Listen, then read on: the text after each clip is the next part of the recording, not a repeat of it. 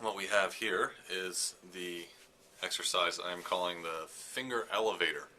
And this exercise is great for building uh, lateral strength and finger independence, strength moving this way across the fingerboard so that doing things like this are not an issue. The way to go through this exercise is to start high up on the neck so that your hands are comfortable. The 7th or 9th fret is a pretty good place to start depending on where you're at. And what all you do is you take your finger and you go like this with your first finger, then tuck behind it the second finger on the string below, the 5th string.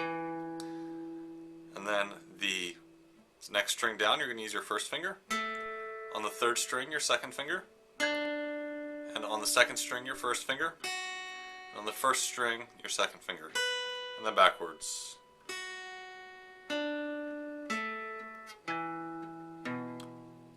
So you're just moving across the strings laterally here. Alright? And here's how you would, and then what you will do is you'll go through alternating the fingers and the strings, right?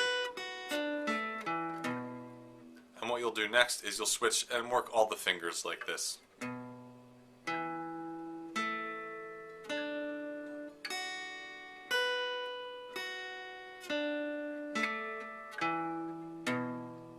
And finally your 3rd and 4th fingers, these can be tricky for people.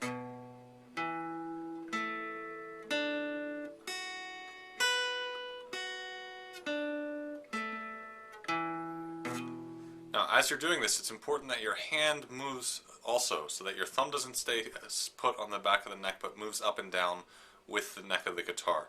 Now, the reason for that is that you don't want to end up like this and have your fingers all cramped on one side of the fretboard. And if you move your hand down with that, you're going to create a balanced hand position that stays the same no matter where you're playing on the neck of the guitar.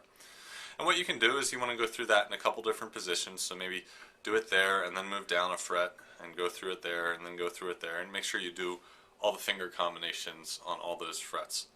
Alright, and that's a lateral finger exercise. We'll have others that will be a little more difficult, but first work with this one and get your fingers a little bit stronger and more independent.